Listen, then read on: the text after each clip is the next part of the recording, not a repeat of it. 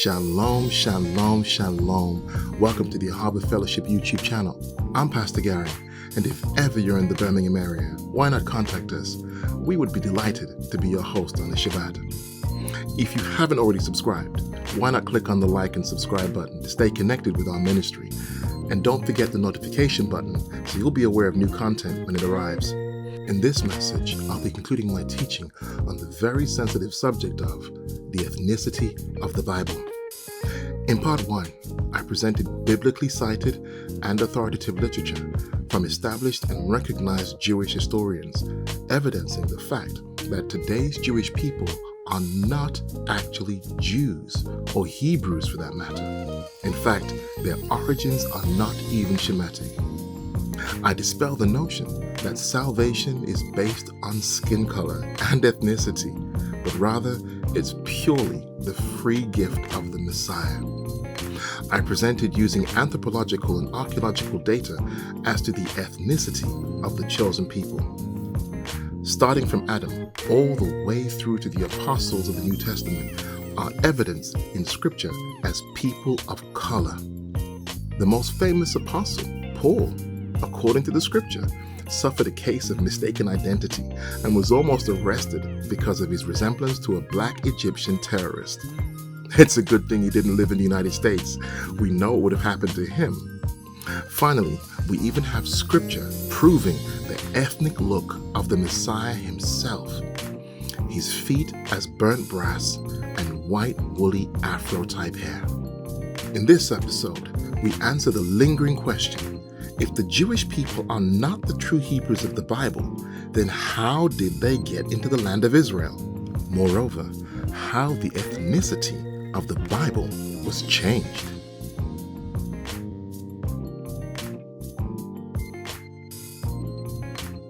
So without further delay and introduction, let's begin.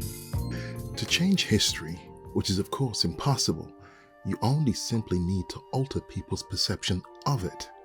The sheer scale of artistic portrayals of the Messiah and his disciples done during the European Renaissance period of the 14th to 17th century shaped the minds of believers in the Bible for hundreds of years to come.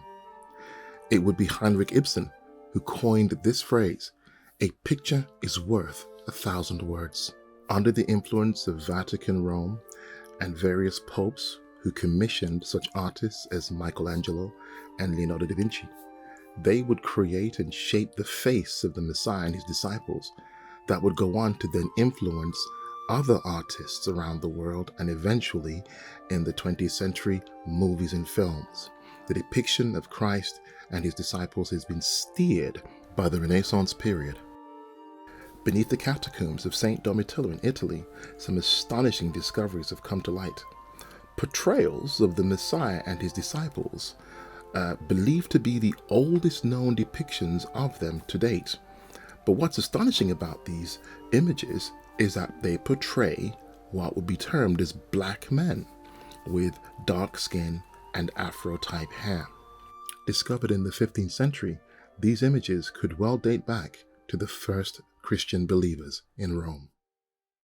The Archbishop of Canterbury, Justin Welby, who represents the Church of England, had this to say, that the church should reconsider its portrayal of Jesus as a white man. The proverbial jewel in the crown is not that this is some elaborate plan hatched by globalists. This plan has its origins in Yeshua himself. For it is he who determined that the children of Israel would be scattered to the four corners of the world, and that their homeland would be occupied by people seeking their identity, posing themselves as the biblical Israelites. In part 1, we revealed just how all this is written in prophecy, and the best bit is the remnant of true Israel are provoked to jealousy by someone taking their name, identity, Torah, customs, and traditions, and even their land. This is the master plan of Yeshua himself, to awaken his children and summon them to Shema and assume their true calling and rightful place in him first, and then he will determine who stays in the land.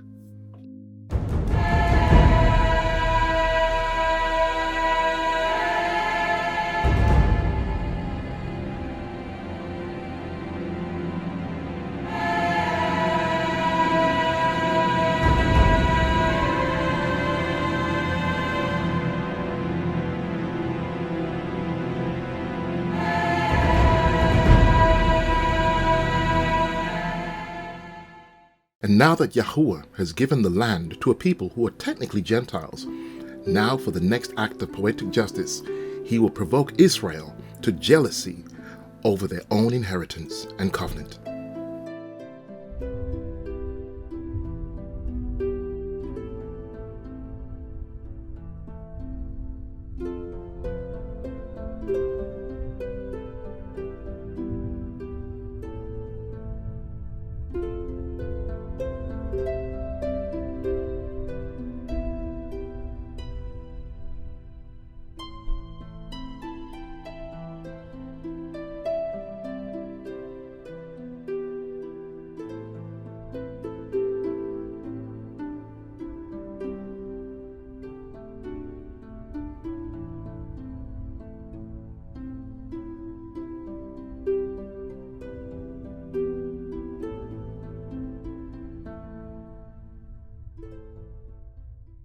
The legend becomes a living reality, and on the 5th of Iyar, May the 14th, 1948, 44 years after Herzl's death, David Ben-Gurion proclaims the founding of the State of Israel in Palestine. With the proclamation of the state, the gates are thrown open, and among the ships carrying tens of thousands of immigrants from Europe and the East sails the Theodor Herzl.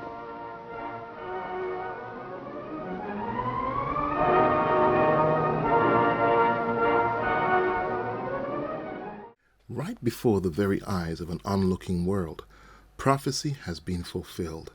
The descendants of Japheth, Ashkenaz, are given the land of Israel by royal decree.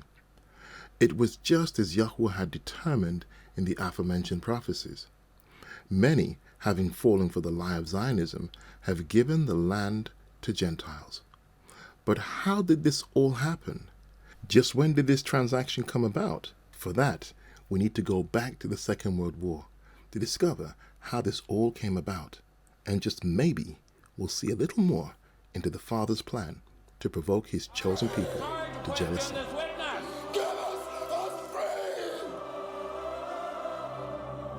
Give us free!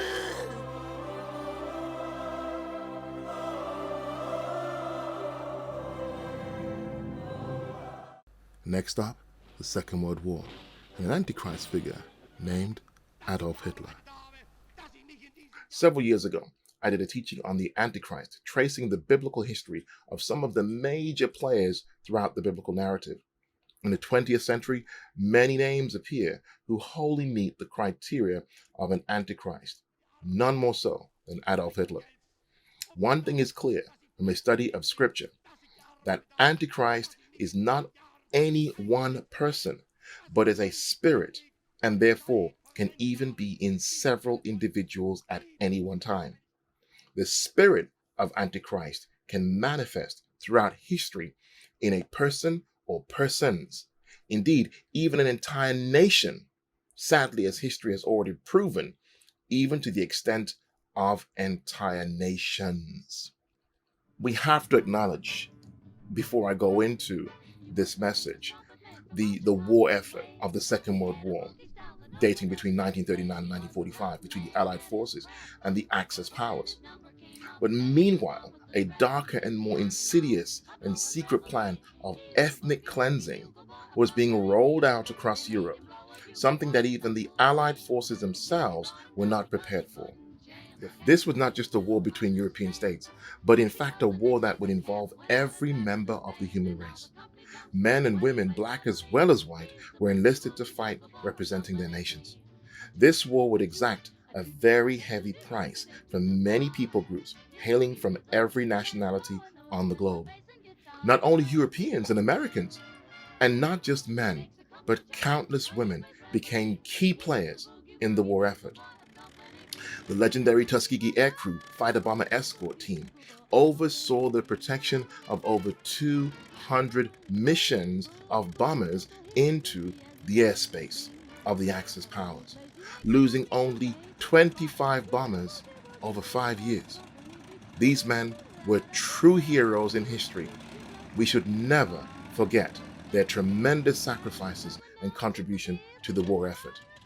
These guys are true legends indeed.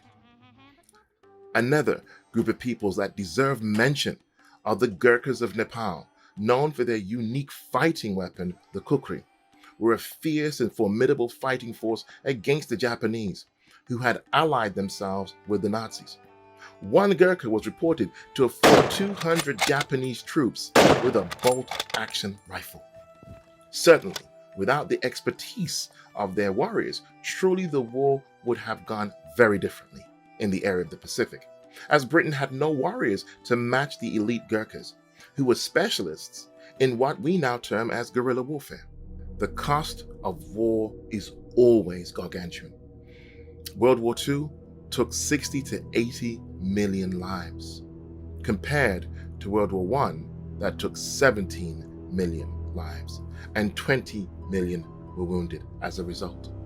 While the world was gripped and ravaged by war, a more sinister and gruesome story was unraveling that the Allied forces could no longer ignore, as they were so desperately trying to turn a blind eye to it. The horror of war was only the tip of the iceberg. Soon they would be introduced to a depravity that would defy even the limits of the human imagination. The world, let alone trained soldiers of war, were not prepared, nor could they be, for the atrocity of the Nazi concentration camps. Camps like Dachau, that detained over 188,000 prisoners of the Nazi Party. People from every ethnic group and background across Europe, even large numbers of blacks, were held in these FEMA-like camp conditions, awaiting a sentence for being deemed, quote-unquote, enemies of the state. Their only crime was not meeting the approval of the new Nazi Party ideologies, the price for which they would pay with their lives. On record, 41,500 lives were lost, many of which were of black origin. Belzec concentration camp, where over 600,000 people lost their lives, Jews and non-Jews. Treblinka, another concentration camp that took the lives of over 800,000 men, women, and children. The infamous Auschwitz took over 1,100,000 men and women and children, an awful price to pay for simply being of a different ethnicity. The entrance of Auschwitz serves as a spine-chilling reminder that the gates of hell are ready to consume this world if we fail to recognize we are one human race. Unless we have love one to another, indifference is inevitable. It becomes increasingly difficult to see ourselves as my brother's keeper. Then, when desensitized in our humanity, man will rise up against his brother and strike him down in cold blood. However, this comfort and hope remains. As it is written, the gates of hell shall not prevail. And elsewhere, blessed are the pure in heart, for they will see God. This is a mass grave of detainees at Bergen-Belsen concentration camp, or should I say extermination camp, that were non-Aryan, in other words, Poles, Soviets, Dutch, Czechs, Germans, Austrians, and peoples of Negroid persuasion, and Jews. 120,000 were detained there, and 50,000 were killed. As I said earlier, the Nazis did not only go after Jews alone, but other people groups as well. It was not going to end with the Jews. The Nazis were intolerant to other ethnicities. While Jews were the primary victims, the Nazis also targeted other groups for persecution and murder. The Nazis claimed that Roma, people with disabilities, some Slavonic peoples, especially Poles and Russians, black people were considered biologically inferior. The regime persecuted other groups because of politics, ideology, or behavior. These groups included communists, socialists, even Jehovah's Witnesses, gay men, and people the Nazis called asocials and professional criminals. The Holocaust was Nazi Germany's deliberate, organized, state-sponsored persecution and machine-like murder of approximately 6 million European Jews and at least 5 million prisoners of war. Romani, Jehovah's Witnesses, homosexuals, and other victims, as I said before. The word Holocaust is quite interesting. Holocaust is a Greek word in origin, and it means burnt offering. It would not be too much of a stretch of the imagination or the theological mind to perceive all what was going on as a sacrifice to gods, or the ideal of gods, a sacrifice to demons, human sacrifice, which is the worst kind of sacrifice possible because it breaks the commandment, thou shalt not murder. But this was a genocide that would rid the earth of the creation of the Most High. The estimated total number of people who were murdered in these 6 Nazi extermination camps is 2.7 million, according to the United States Holocaust Memorial Museum. Many heinous crimes against humanity that were not caught on camera. Many of these names will go nameless, but they shall not be forgotten. An uncommon fact of World War II is that Nazi Germany did not just construct 23 extermination camps, but in actual fact, 44,000 were constructed. What was done to the Jewish people of Germany and Poland was a genocide that will never be forgotten. But there were many other ethnic groups as well that were caught up in this atrocity, and they don't get the attention that they deserve. The atrocity of dehumanization is something Black people are all too familiar with. Our people for hundreds of years have suffered deep scars from the impact of losing our homelands, identity, culture, and dignity, only to reclaim them in foreign lands. Estimates place the loss of souls from tens of millions to well over 500 million, dating throughout the period of the transatlantic slave trade and beyond. So Black people more than sympathize with the Jewish people, we empathize. The only difference is there was no reparations or homeland waiting for us. Winston Churchill paraphrased George Santayana with these words: "Those who fail to learn from history are doomed to repeat it." The Federal Emergency Management Agency is an agency of the United States Department of Homeland Security, initially created under President Jimmy Carter by Presidential Reorganization Plan in 1978. England, China, Russia, and Korea, among other countries, are among many nations poised to throw its own citizens into such concentration camps if they are deemed as an enemy of the state or unfit to be a citizen. Alex Jones and Jesse Ventura and others have exposed the FEMA camp's plan to have millions of biological coffins produced and held waiting. What are they waiting for, I ask? A global pandemic that will kill millions through a biological agent? The Wizard of Oz is a film I regard with many happy and fond memories.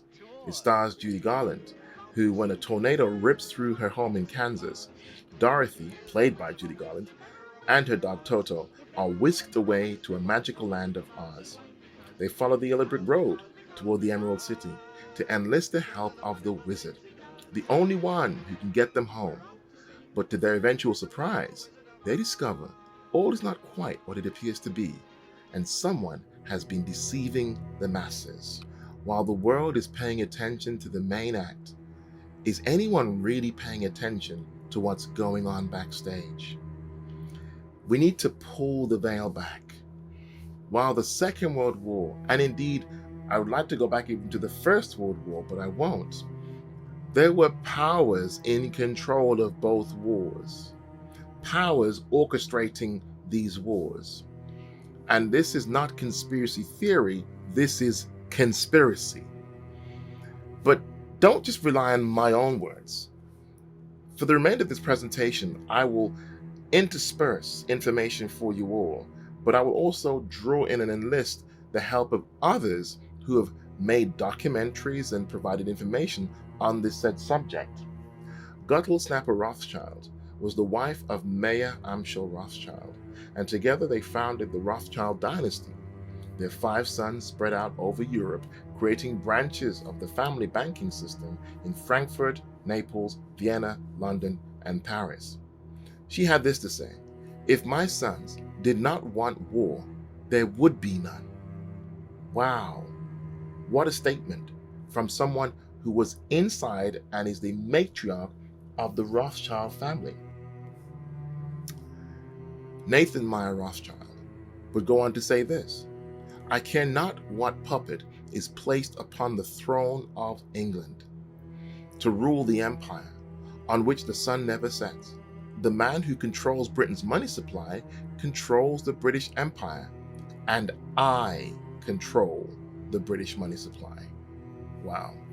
Next, I would like to share with you the research done by Professor Walter Veit, a well-known Christian teacher and preacher of the gospel, and what he discovered when he looked into the same subject that I'm sharing with you all now. But they claim they want to build the temple. Now, I want to discuss a little bit of sensitive history. And if I go to sensitive history, well, then I must quote sources that say it rather than that I say it. This is a fascinating book, and the web pages are there. You can check it out. Facts are facts. This is a book that was written by a Jewish man. And he confronted the thinking of many of the high-placed individuals of the world. This is interesting stuff. In this book, Benjamin H. Friedman, a Jewish man, writes about the Jews and reveals an interesting history. He states that the present Jews in Palestine are not the true descendants of the Judeans, but rather descendants of the Khazars. In the letter addressed to D. David Goldstein of Boston, Massachusetts, a convert to Catholicism, the author, Benjamin Friedman of New York City, dated October 1954, provides some fascinating insights. This is in the public domain. Let's study this for a while and see where we get. Benjamin H. Friedman claims that the word Jew was only introduced into the English language in the 18th century, and that Jesus referred to himself as a Judean and not as a Jew. Inscribed upon the cross when Jesus was crucified were the Latin words Iesus Nazarenus Rex Iodeorum, which means Jesus of Nazareth, ruler of the Judeans. Now this is fascinating. I went and checked it, and it is so. Yes, it happens to be so. Now the word Jew today has a religious as well as a political connotation. You think of a Jewish entity, a government, but you also think of their religion incorporated at the same time, whereas the term Judean is a geographic connotation. It's a geographic. It doesn't incorporate the religion. It's where he came from. He was from Judah. He was a Judean. He further writes, the form of religious worship known as Pharisaism in Judea in the time of Jesus was a religious practice based exclusively upon the Talmud. The Talmud in the time of Jesus was the Magna Carta, the Declaration of Independence, the Constitution, the Bill of Rights, all rolled into one, of those who practiced Pharisaism. The Talmud today occupies the same relative position with respect to those who profess Judaism. So the rituals and rites that many of them observed were based on the Talmud and not on the Torah. Rabbi Morris, this is all from the source. Rabbi Morris in Khazar wrote a most revealing and comprehensive article with the title, What is a Jew?, which was published as a feature article in Look magazine in June 17, 1952 issue. In that article, Rabbi Morris Kurtzer evaluated the significance of the Talmud to Judaism today.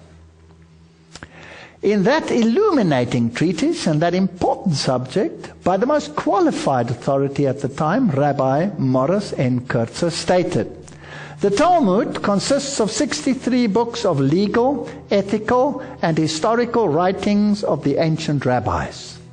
It was edited 5 centuries after the birth of Jesus. It is a compendium of law and lore.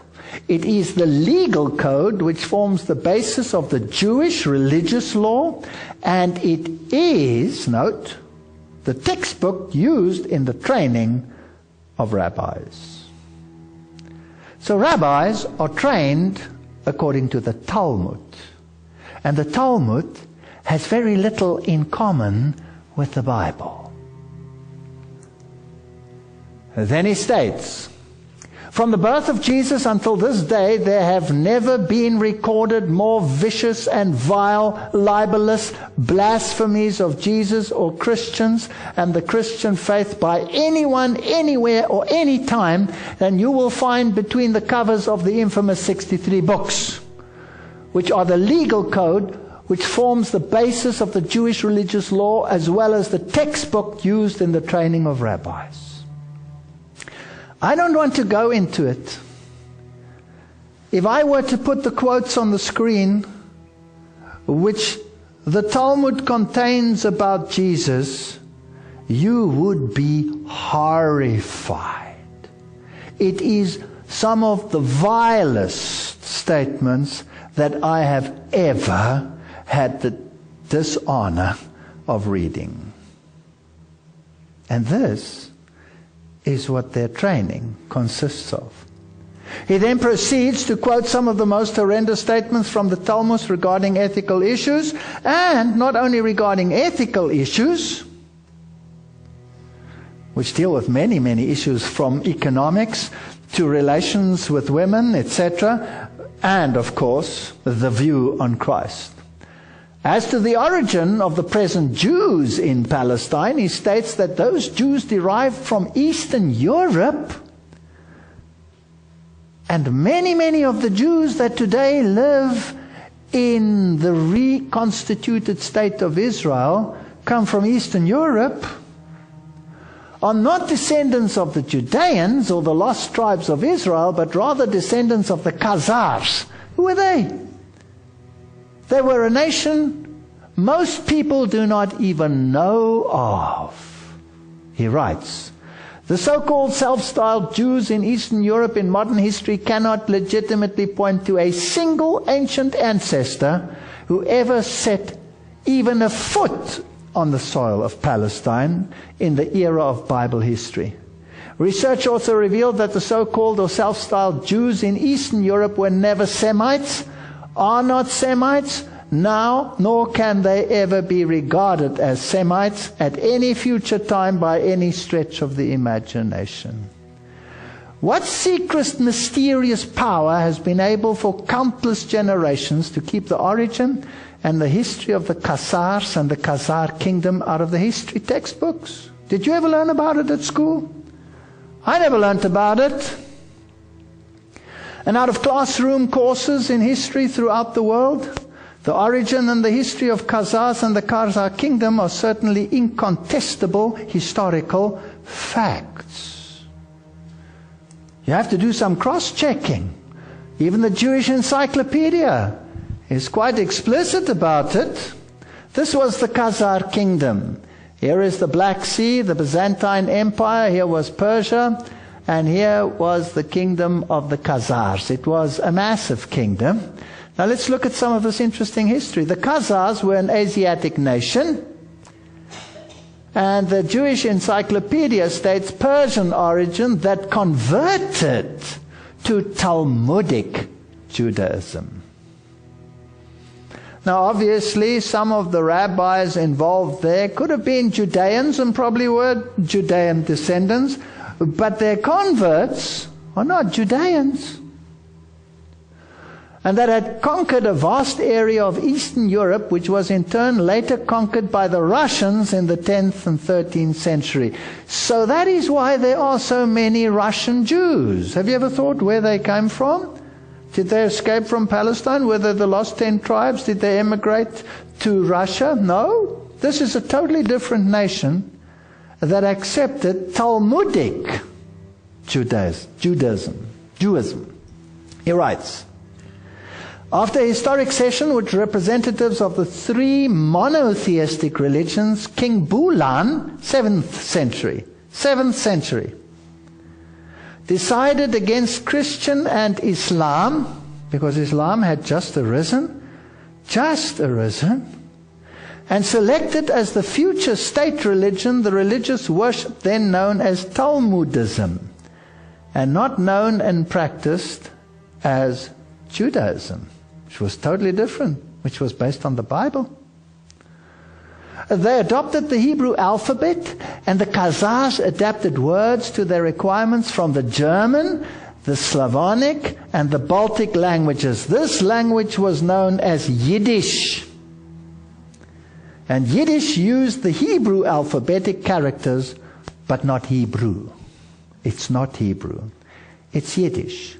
I've always wondered, when I hear them speaking Yiddish, I understand quite a few words. Why? Because I'm German. They had many exchanges with universities and their students were trained. So here is another nation which had occupied this area, and they had adopted this religion and brought rabbis in and trained the people, but they were not Judean. Now let's jump to today. In accordance to this history, the religion of the modern state of Israel is based on Kabbalistic and Talmudic traditions and is far removed from the biblical worship of Yahweh. And if it is based on the Talmud, it is so anti-Jesus Christ that it belies understanding. And here we have, in March 2006, while visiting Yeshiva University at Brooklyn, New York, a Jewish institute dedicated to the study of the what? Talmud. We have Cardinal Kasper. Who's Cardinal Kasper? Cardinal Kasper is the cardinal associated with ecumenism. They are honoring the Talmud together. You see, behind the scenes, there is a pact. Because I, as a Christian, can sympathize with every other religion, but I cannot embrace a religion that speaks evil of Jesus Christ. Nor can I have a union with such a religion. Because can two walk together lest they be agreed?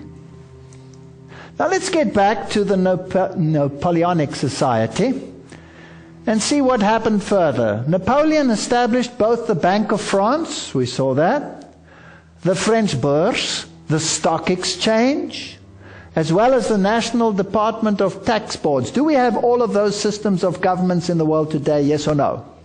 Yes, we do. And we have the same system of economics today, yes or no? Yes. The world is run by the stock exchange. To ensure equitable taxation for all, consequently the income of the French peasants skyrocketed. Think tanks and research centers were established in France to work on projects vital for national economy. So a totally new economic order evolved. Who started these organizations? We will have to see. Who runs the secret societies today and the secret organizations? Who started them? Who is the instigator? Who's the boss behind the scenes? We will have to see. And maybe we'll get a different picture of what's happening in the world. An industrial board was organized to provide data and information to French industry, as exemplified by the success of the sugar beet farming and the canning industry. In the military, Napoleon pioneered in what we describe today as the principles of war, Did you know that these principles, the armies of today, are based on the organization created by Napoleon for his Grand Army, and it has been used ever since? Who controls these armies? Very good question. Who controls these armies? In fact, that question should extend. Who controls the banking systems? And as Rothschild said himself, whoever controls the money controls any monarchies or any governments in position. So the Rothschild family is notorious throughout the years, even said so by their own family members, their own women. But there's much more to be uncovered about this family and their activities. And they're not the only bloodline family. There are other, as we call them, Illuminati bloodline families. But this particular family is one I pay some interest in this presentation. There'd be another teaching just to cover the other bloodlines. But let's take a deeper look into the activities and some more of the background of the Rothschild family, and to see what connection they have with this teaching on the ethnicity of the people of the Bible. We cannot underestimate the power of the Rothschilds. Not only are they in money, in gold mining in South Africa, they've got all kind of corporations. What is your view of the Freemasonry and the Illuminati? How do they fit into the picture? Well, the Illuminati are the Rothschilds. You look at the Knesset and the Supreme Court building. These two buildings in Israel were built by the Rothschilds. Now, the Supreme Court building has Illuminati symbols all over the place. What is the role of the non-Jews in the elites? I mean. What is the role? Okay, you have your Gentiles called the Rockefellers. Now, they are tied in intimately with the Rothschilds. Rockefellers and the Rothschilds work very closely together.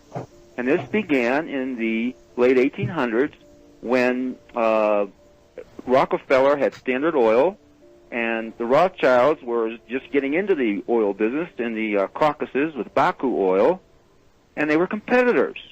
But then Rothschild, who's the conniver, he found a way to unite with the Rockefellers. So they were no longer competitors. So this is when the Rockefeller-Rothschild connection began, in the late 1800s. And it was all about oil, and it was all about big international, worldwide money. So you have these two Gentile, you have the Gentile Rockefeller and you have the Jew Rothschilds working together for money. So wherever you see Gentiles hooked in with the Jews, it's all about money. J.P. Morgan, he works also very closely with the Rothschilds and in their bank, and you see the Federal Reserve is funding his takeover of this bank that he just bought. I forget the name of it, but they work together. All the Hollywood stars that seem to have a piece of the action, how do they fit in? Do you have a theory about that? Well, anybody in Hollywood is owned by Jews. Jews run Hollywood. Everyone knows that. So everyone's beholden to Jews. So if you want to get ahead in as a movie star or a television figure, you've got to kowtow to the Jews. It's the same with a politician. I want you to be perfectly clear.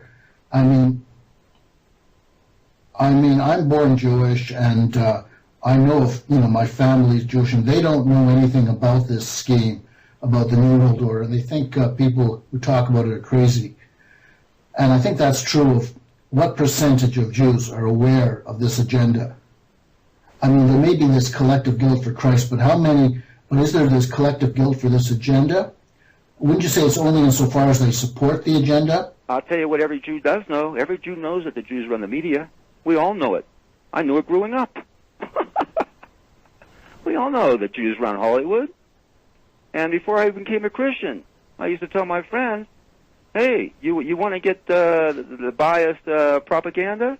Go to a movie. The Rothschilds bought Reuters in the 1800s. Reuters then bought the Associated Press, which selects and delivers the same news stories to the entire world, day after day. They have controlling interest in 3 major television networks and easily avoid media attention since they own it. Until recently, they owned and operated England's Royal Mint and continue to be the gold agent for the Bank of England, which they also direct. They also fix the world price of gold on a daily basis and profit from its ups and downs. Over the centuries, the Rothschilds have amassed trillions of dollars worth of gold bullion in their subterranean vaults and have cornered the world's gold supply. They own controlling interest in the world's largest oil company, Royal Dutch Shell. They operate phony charities and offshore banking services where the wealth of the black nobility in the Vatican is hidden in secret accounts at Rothschild Swiss banks, trusts, and holding companies.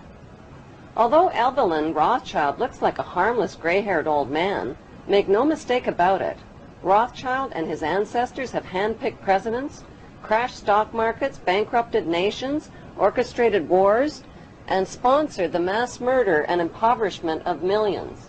With British Prime Minister Lloyd George up against a wall, Lionel Rothschild and the Jewish Zionists offered the British a deal they couldn't refuse. "We'll bring the United States into the war as your ally and win the war for you," they said, "if you'll promise us Palestine." In April of 1917, President Wilson got the green light and declared war on Germany. In return, the British government wrote the famous Balfour Declaration and addressed it to none other than Lord Lionel Rothschild. The declaration promised Palestine and Israel to the Rothschild Zionists. In 1817, Lord Allenby conquered the Holy Land, and the Jews were promised a national home in Palestine by the Earl of Balfour, a policy endorsed by Woodrow Wilson and by the League of Nations, which made Palestine a British mandate. That is something that the people in the United States have never been told. They never knew why we went into World War I. The Balfour Declaration was merely Great Britain's promise to pay the Zionists what they had agreed upon as a consideration for getting the United States into the war. When the war was ended, and the Germans went to Paris, to the Paris Peace Conference in 1919, when they were cutting up Germany and parceling out Europe to all these nations that claimed a right to a certain part of European territory, the Jews said, "How about Palestine for us?" And they produced, for the first time, to the knowledge of Germans, this Balfour Declaration.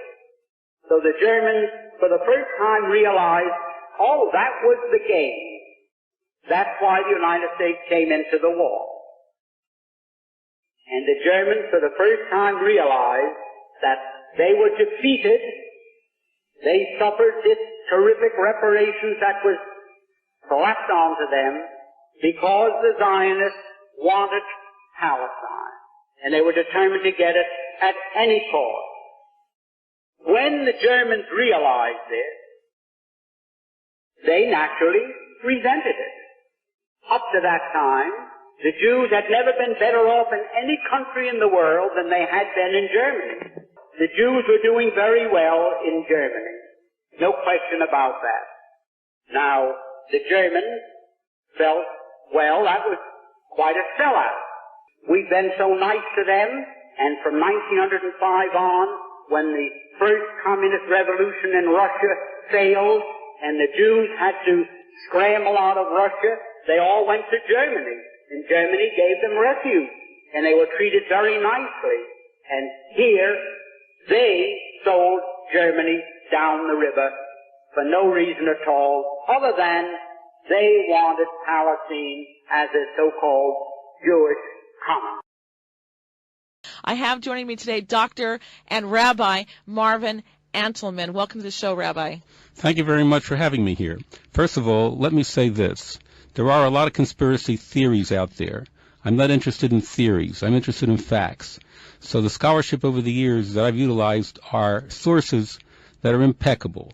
A man by the name of Shabbat, who was born in 1626 and died in 1676, came along and said, I am the Messiah. And he had a tremendous following. When it was realized that his following was so great, there would be problems, the Sultan gave Shabtai a choice. Either you die or convert to Islam. So he converted.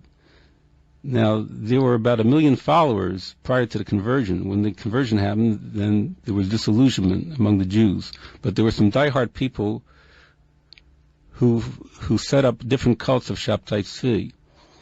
And the worst one of them was called the Domeh, which was a secret organization. And the Domeh was based in Turkey and in Salonika. And the Domeh gave rise to these terrible orgies that went on, which became part of the immorality theology of Shabtai Tzvi, corrupted later on. He apostatized himself 10 years before his death. So when he died in 1676, he had these cults doing all kinds of evil. And the reason that these followers of Shabtai Tzvi were doing evil was because what? Here's the thing. The Talmud says that the Messiah would come when everybody's good or everybody's bad. There is such a saying in the Talmud. So the Sabbatians said like this: it's impossible for everybody to be good. It's easy to be bad. So they turned around the Torah and they said, if you do an evil deed, then you will use up the energy of the universe, and it'll collapse, and you'll force Messiah to come because you will have used up all the evil in the world.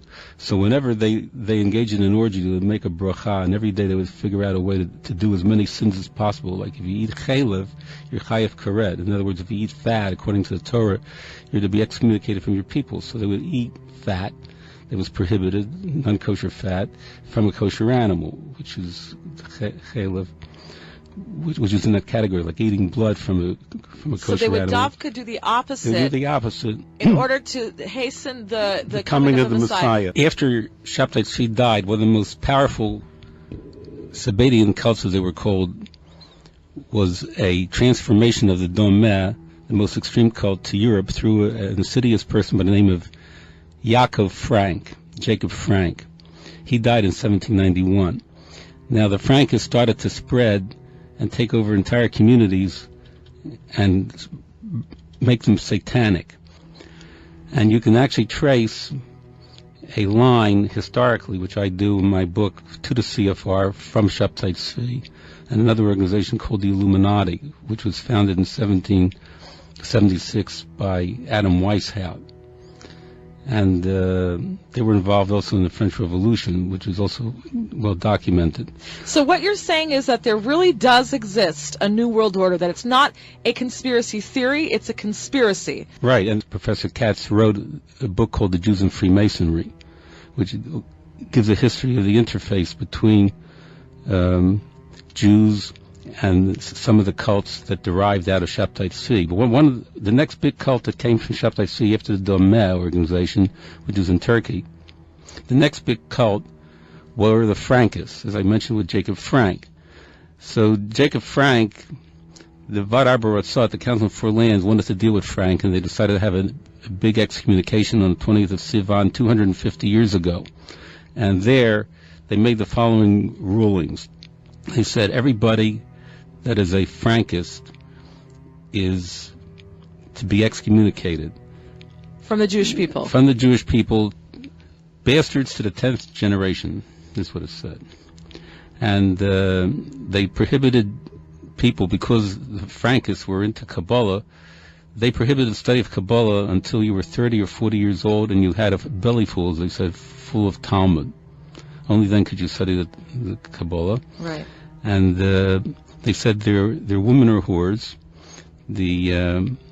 and they're hereby excommunicated from our people to the 10th generation. This is what the Council of Four Lands labeled the Frankists, right, because they so deviated from Judaism and all that Judaism holds to be true and righteous. These people went off and made basically their own deformed religion, and so the Jews wanted nothing to do with them. They kicked them out. That is correct. Okay. Are there non-Jews that joined this Sabbatian cult? No, non-Jews did not join the Sabbatian cult, but the non-Jews did join the Illuminati. New World Order, Mr. Rothschild? Right. New World Order? Depopulation? Oh, listen, who are you... Genocide? Who are you televising for? Rockefellers, come back. We don't want your New World Order. We just want to let you know the New World Order has no legitimacy. and that we as a people are not afraid, and we are waking up to the robber barons and the big banksters who are looting this economy with the Federal Reserve. Well, what do you, I mean, the Rothschild family did start the federal, they divided Europe first, took over Europe with Napoleon. Here we have some symbols long associated with the Rothschild family. Indeed, Rothschild is Germanic, meaning with red sign. This oftentimes would be with a red cross or a red shield, as you'll notice on the Rothschild family crest. Broken down to a raw English format, the name would mean Child of Wrath. On the right, you see a very familiar symbol, and this symbol would go on to become the symbol for a very popular nation. Indeed, the nation of Israel. So indeed, the Rothschild family symbol became the symbol for the nation of Israel.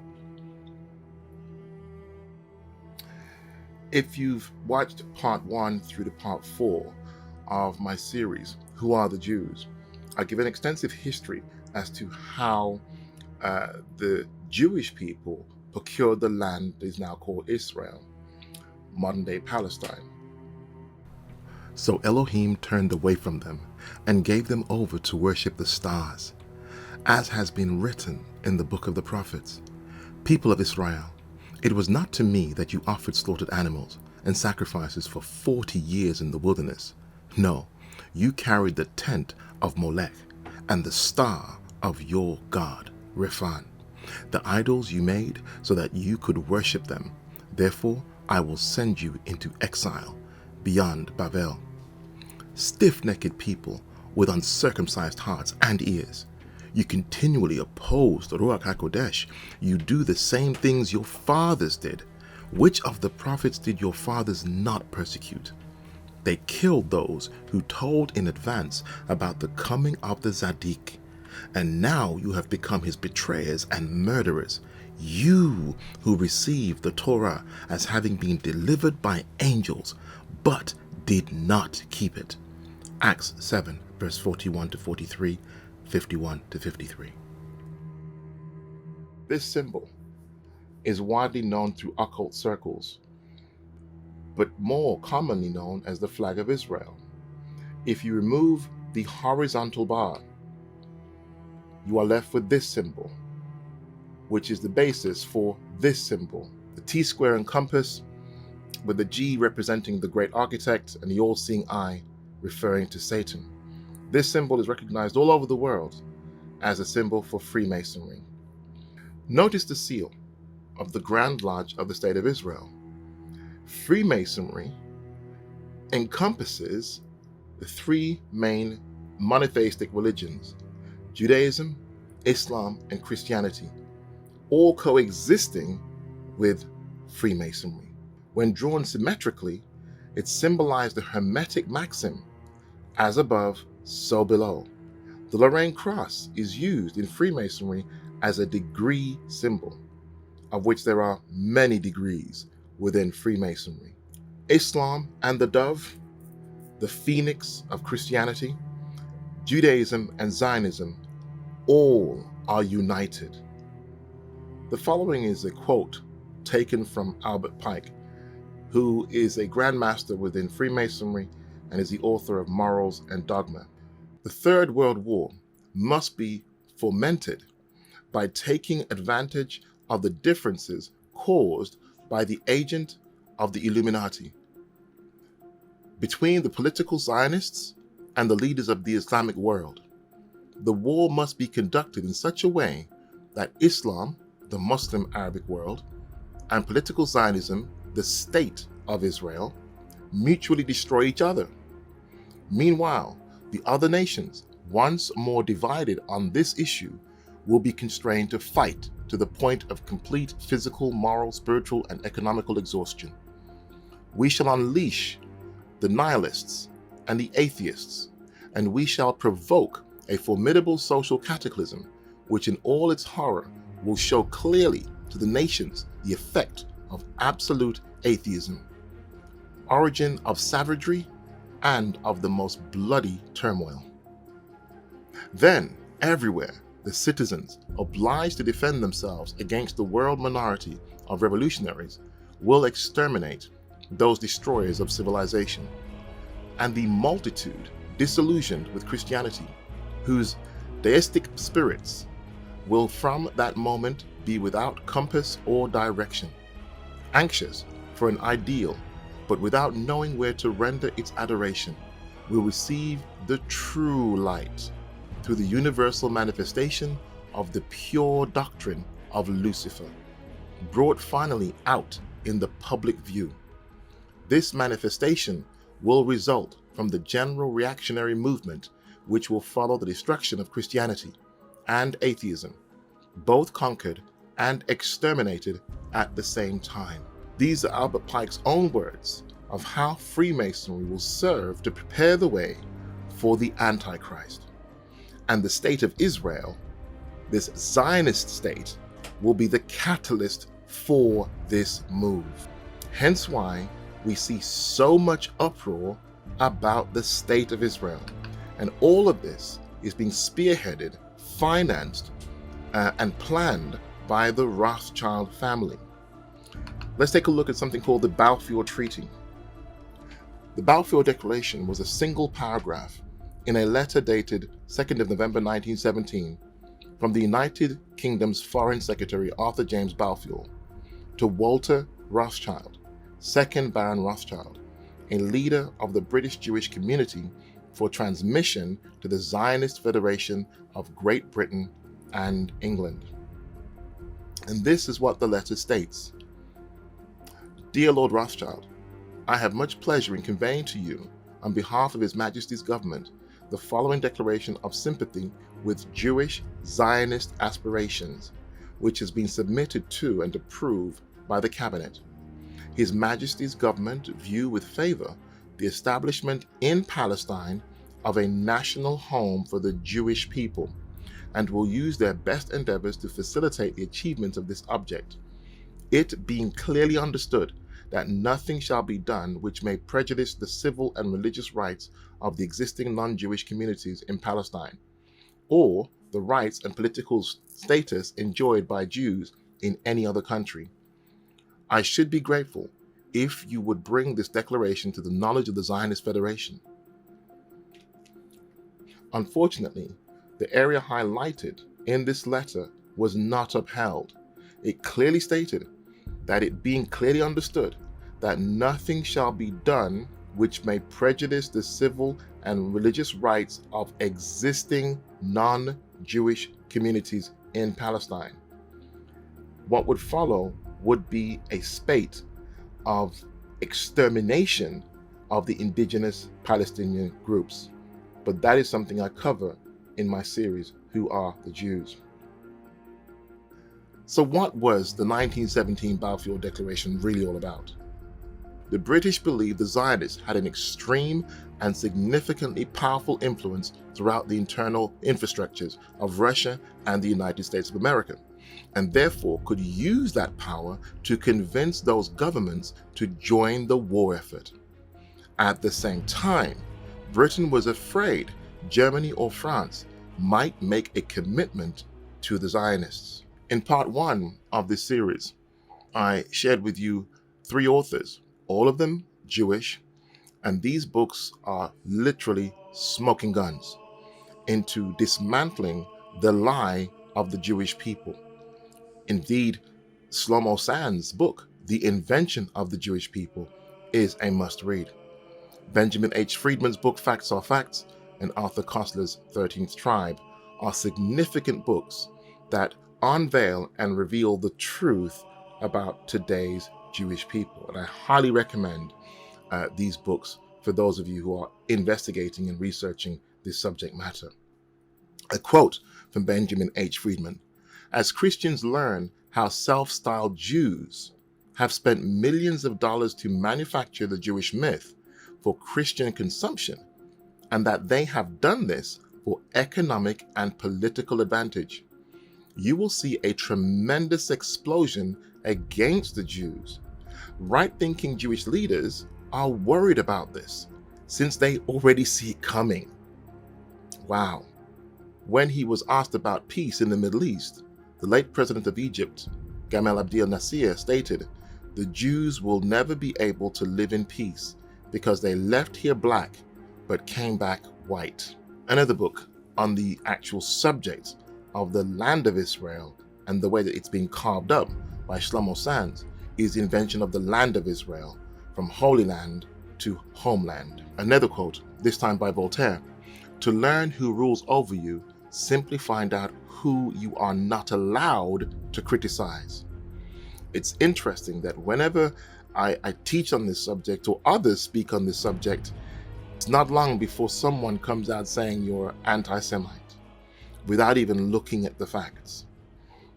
Why is it that many Jews in the city of London and New York and other countries around the world are ardent protesters against Zionism, claiming that Zionism has nothing to do with Judaism? In fact, saying they are diametrically opposed, and Zionism is the cause of Middle Eastern bloodshed, and that Zionists are actually warmongers. And this is by the Jewish community in the United Kingdom, in Australia, New Zealand, and also South Africa and New York.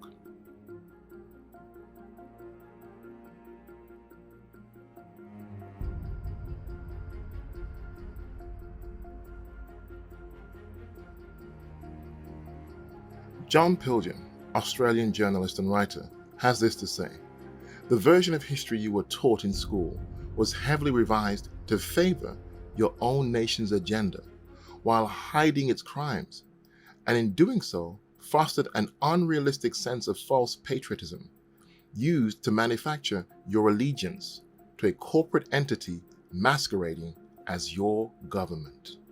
Numerous operations were carried out by the Israeli government in the 80s and 90s to help the diaspora of the children of Israel in Ethiopia to return home. Operation Moses, Shlomo, and Yosef, and others. However, Ethiopians have found, after returning back to the land of Israel, their homeland, they have encountered extreme racism at the hands of the Jewish people. In fact, there have been whistleblowers who have brought it to light that many of the Ethiopian women are being forcibly sterilized by the Jewish government upon entry into absorption camps. Abuse, violence has been tolerated by the Ethiopian community for far too many years, and there are numerous anti-racism rallies being conducted in Israel.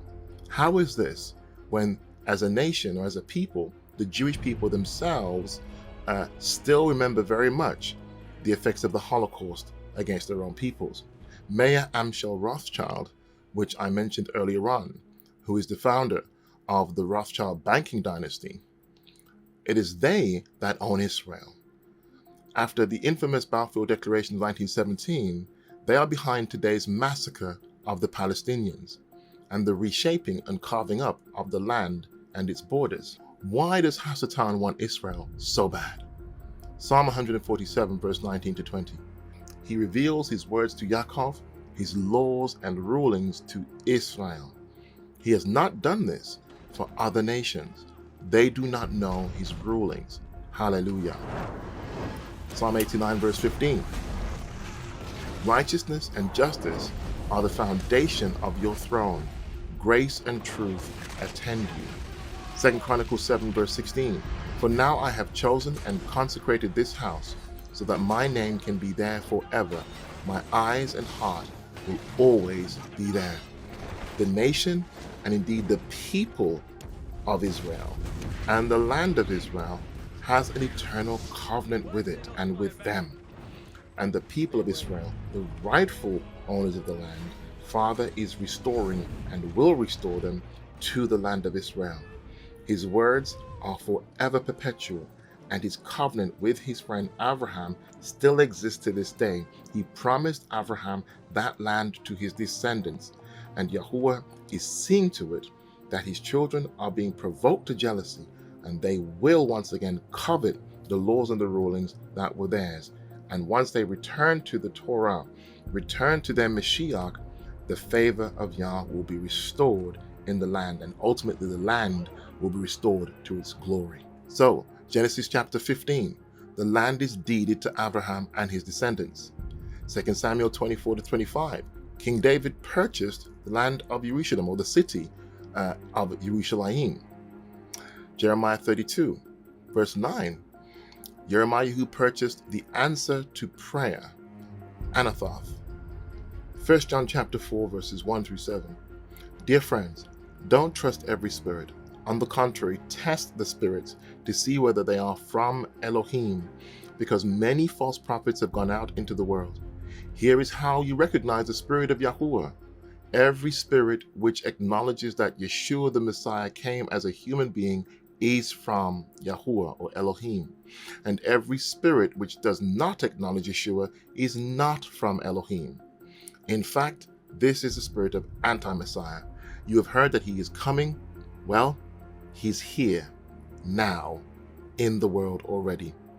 I submit to you, not what I'm saying, but what the apostle, what the elder is saying, that anyone who professes to be in the land but rejects Yeshua or Yahushua as the Mashiach is indeed an antichrist. They are not the people of Elohim. Many would believe that, oh, they'll convert. And I'm not denying that many have come to faith. But as was clarified earlier, as I've shared from myself and others have bear witness that I've included in this presentation, that the people who are responsible for teaching in these yeshivas, the basic training is to read the Talmud and renounce and reject, in fact, reject Yeshua as being the Messiah. In fact, there are blasphemies and heresies said about Yeshua, his mother and his father, etc. So what we see now is a fulfillment of prophecy that Antichrist is here now, already in the world, already in the land. Well, I certainly enjoyed delivering the conclusion to this message. If you haven't already, why not subscribe to the Ahavah Fellowship YouTube channel and check out my series, Who Are the Jewish People? Well, that's enough from me on this one. Until next time, Shalom.